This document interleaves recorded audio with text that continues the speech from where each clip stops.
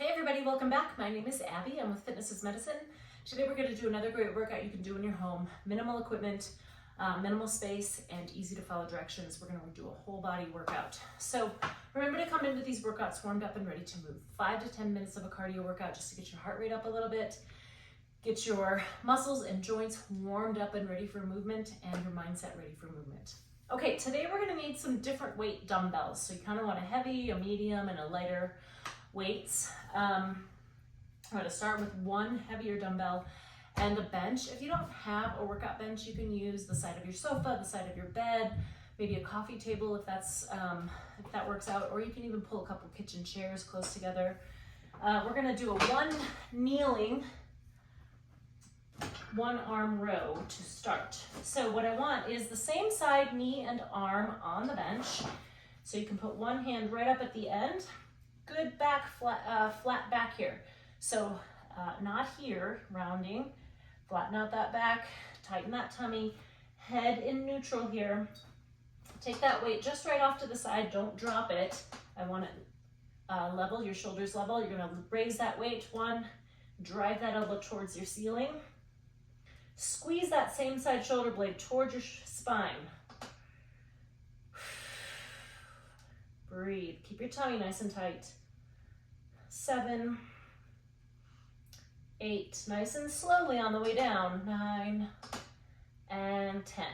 All right, now we're just gonna switch sides. If you're on your bed or chairs or something, you can just turn around. I'm just gonna switch sides.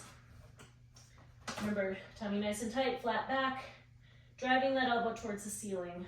2.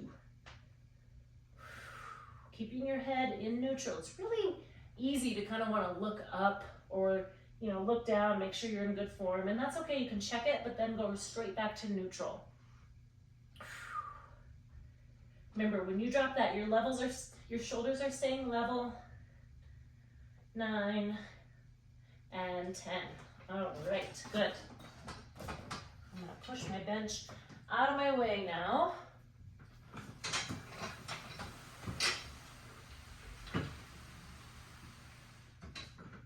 And next we're gonna grab a fit ball, if you have one, and we're gonna do some ball squats, but we're gonna add a biceps curl. So I've got my next set of weights here, a little bit lighter than I was just using. In order to get into this position, many times I'll have people put the weights like on a chair right next to you here so you can manage this transition here, or you can squat down and pick them up like this. Now, pull those shoulders down and back. You want to start with the ball like in the small of your back, and then we're going to squat down. Maybe do one before we start with the bicep curl. Remember, you always want the weight in your heels. We're going to sit back like you're sitting into a chair, curl up on the way up. So the weights go down, you go down, everything goes down and up together. Keeping your knees equal distance apart here, not letting those knees collapse in on each other. 6. I think that was 6. Maybe they'll call this one 6.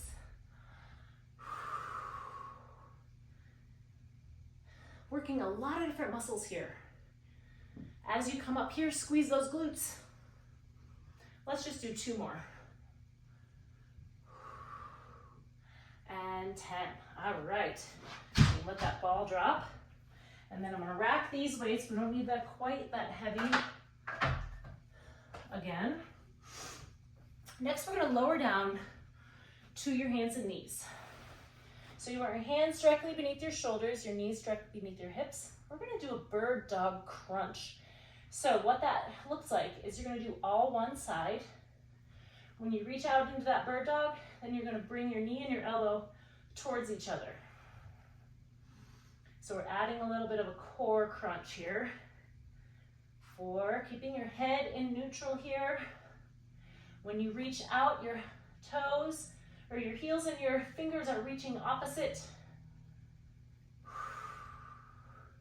Slow and controlled. When you go out into that bird dog, you want to think about a nice flat back, keeping the teacup from spilling on that back. All right, switch sides. Take a minute if you need to. Now we're going to do the opposite side. I've got my ball behind me here. Keeping your head in neutral. Right out to flat back. 5. Try to stay nice and controlled.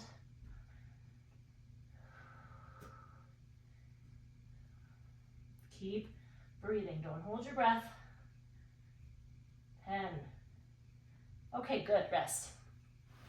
Give yourself a second. We've been on the ground. We're going to stand up slowly. So put one foot up. Make sure you're not going to feel lightheaded or dizzy, and then stand up. Okay, now grab your lighter set of dumbbells. It's kind of a medium to light. And we're going to do some lateral raises. So if you know what weight you use in that, go ahead and pick them up. And we're going to do these in a tandem stance. So shoulders down and back. And we're just going to lift those weights straight out to the side. Now you're stopping kind of right at or right below the height of your shoulder. So many people have the tendency to want to lift them way up here, and that's unnecessary. It can cause shoulder pain. We don't want to cause that. If you are having any shoulder pain with this, instead of lifting straight out to the side, bring it to the diagonal just a little bit. Give yourself that more natural range of motion for your shoulders. 3 more. If you can't do this in a tandem stance, that's okay. You can stand in a staggered stance or just with your hips or your feet hip distance apart. Okay, good. Rack those. Next, we're gonna do knee drives. So what I want you to do is envision, you could even keep a pillow in your hands if that helps. But we're gonna reach out to the side, spread your feet apart, and we're gonna drive like this. So you're gonna bring your hands and then drive in between. So we're gonna do 10 on one side. So if you wanna envision like you're gonna hit the pillow with your knee, or even grab a pillow and do it if that helps you envision this.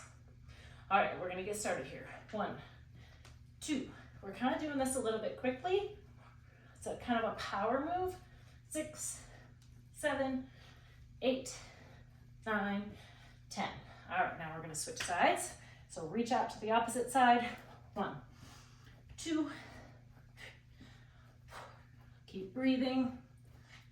Kind of drive that knee up like you're gonna really hit that pillow hard.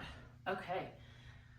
Last one, we're gonna sit back down on the ball and we're gonna do abs on the ball. We've done this a lot in the past, but quick reminder, you can always put your feet against the wall if you feel like you're sliding.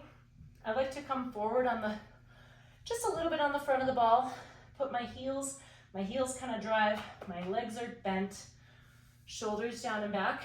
Now, we want to lean back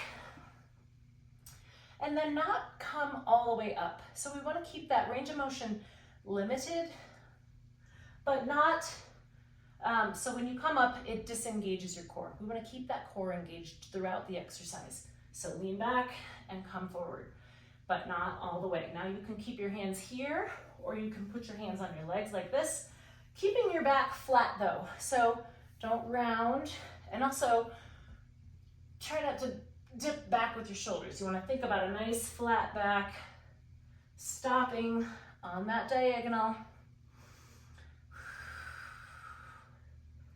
Keeping your head in neutral. Let's do 3 more. Or of course you can always do more. And 10, good. So you should feel that that is staying engaged the entire time. So you're staying, here versus all the way up. Staying in that small range of motion, really keeping that core engaged throughout. Okay, go through these 1 or 2 more times, add a little cardio in between, get that heart rate up, get that good calorie burn, and then finish with a good cool down and stretch. If you have any questions or need any modifications, please feel free to reach out, leave a message, or contact me privately. Otherwise, we'll see you next time. Have a great workout, everybody. Thank you.